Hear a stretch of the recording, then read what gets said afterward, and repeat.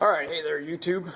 So I'm going to show you what I've got going on here with this xs750 that I've been working on and doing basically a restoration project with it. So let me show you this here. What I've got is, I'm pretty sure that this bike is running lean, and I'm going to take it out to show you the characteristics of what it's doing a test ride. But if I can get this to focus, you can somewhat see this plug, and I can't get the camera to focus. There we go.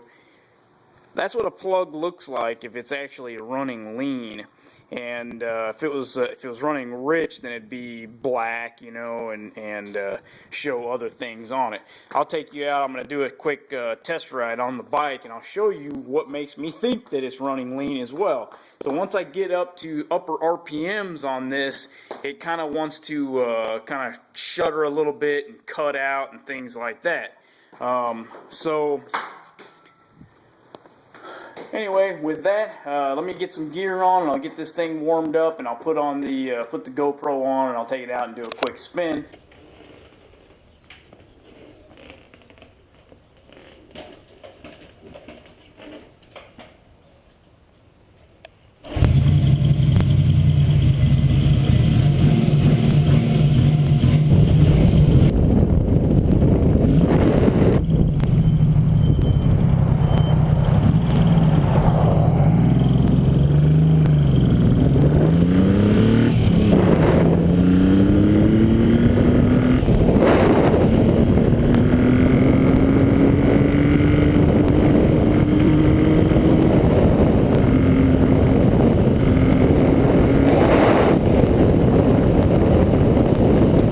Okay, so here we go. I'll explain to you what I've done here with this motorcycle. So basically, like I said, the motorcycle is running lean. Now, I got this off of YouTube myself, so I'm sharing it with you, and I believe I got it off of, anyway, I don't remember who it was, but, so theory is behind it. So if your motorcycle is running lean, you're getting not enough fuel and too much air.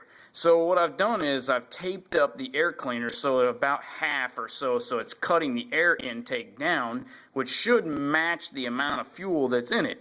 So it may not be perfect, but what the motorcycle should do, I should see some kind of increase in performance, and it shouldn't cut out as bad, or maybe not even at all, when I get it up into a little bit higher RPMs like it was doing before. If it gets worse, then obviously something else is going on, or what. So anyway, so that's what I'm gonna take you out on a test ride, and I'll show you how that acts and whether or not this technique actually works, because I haven't used it before.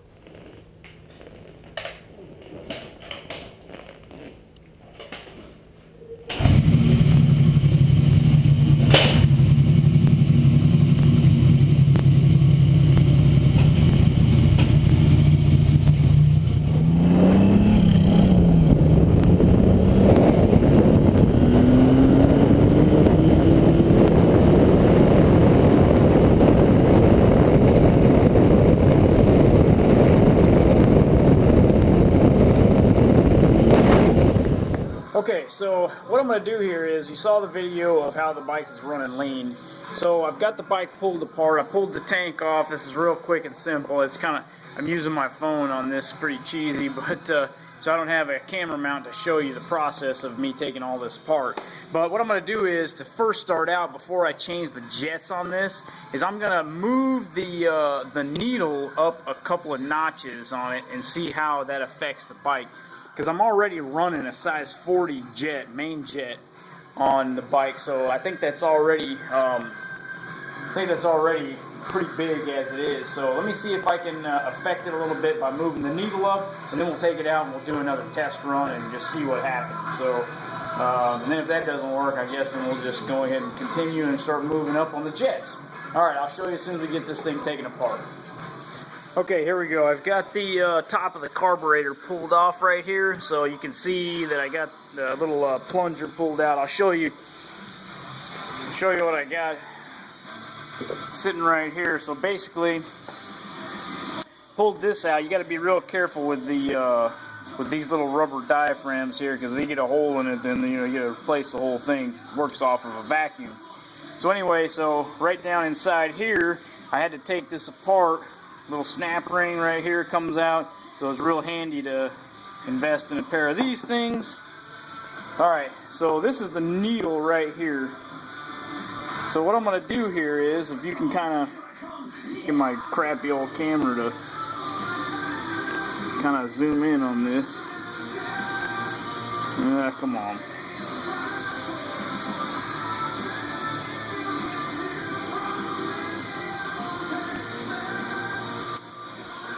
This is ridiculous. There we go. Alright, so anyway, can't get this thing to zoom in right. It's kind of irritating to me, but this little clip that's on here, basically I'm going to move this down a few notches, because that way it'll, in theory, it will raise up the needle in the carburetor here. It'll raise it up, so then that way it actually pulls, so it'll be pulling in more fuel.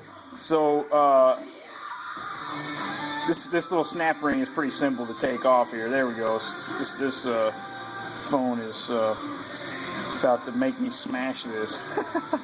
Alright, so anyway, so that's all I'm going to do. I'm going to do each carburetor times 3, and then we'll put... Okay, here we go. I said I was going to do a video of the after I changed the needle jet, and it got a little bit late on me, so I didn't get a chance to take it out, and actually, well, I didn't get to film it, otherwise it would have turned out too dark. So basically what I did was tore the carburetors back apart, and when I went and tested it with the I tested it again after I moved that needle jet, and I still had the tape and everything on here, and it was still running a little lean. So what I'm going to do is, I'm going to show you here real quick. So I'm going to change the jets out here. I'm going to go up 2 sizes. So this is where the main jet is. Inside right here is where the pilot jet is, underneath this screw, or the idle jet, if you want to call it that. So anyway, so times 3, I'm going to change these out. Right now I'm running a 140 in here, so I'm going to pick it up and do 2 sizes up. I'm going to put a 145 in there, and then once I get that put back together, then I guess I'll pull all this tape off and we'll take it out and see how that actually does.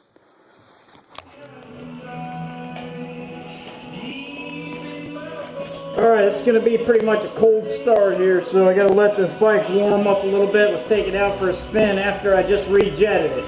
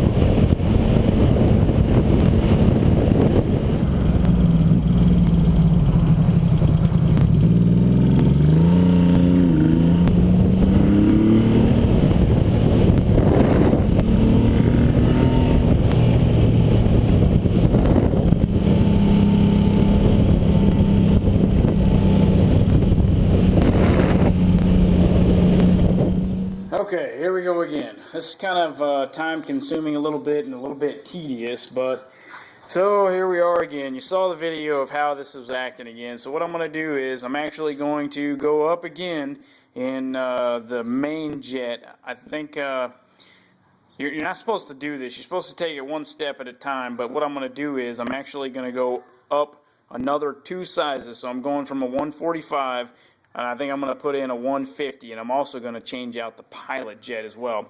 I would rather this motorcycle actually run rich instead of lean. I've got pod filters on it, and I have a 3-in-1 exhaust, so this thing is really breathing pretty good. So I'd rather it be rich than lean. So let's change it out, and we'll see how it does. Oh, and by the way, too, I'm going to be running a 47.5 pilot jet.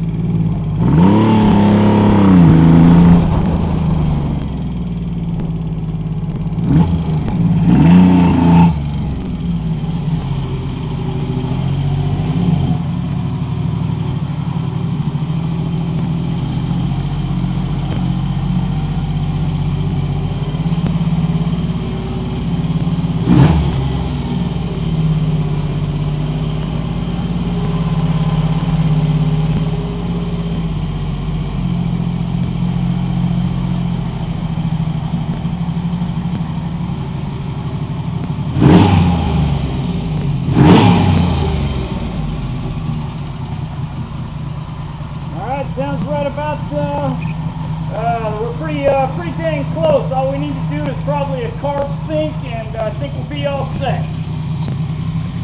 Okay, there we go. I just completed the videos and the rejetting of this xs750, and anyway, apologize for my camera. It was a little bit jumpy. For some reason, I have an older GoPro, and it was kind of jumping around. So the very last video of me taking the bike out, I used the Hero 3, so that should be a whole lot better, and I think the sound was a little bit different on that too. So I think we're all set with this bike. I think I already said what the main jet that I'm using is a 150, and I think I believe I'm using a 47.5 for the idle jet.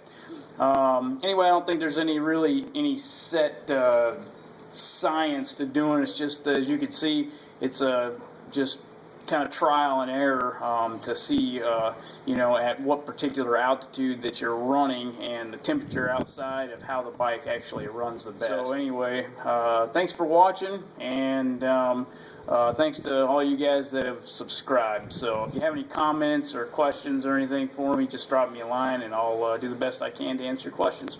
All right, thanks.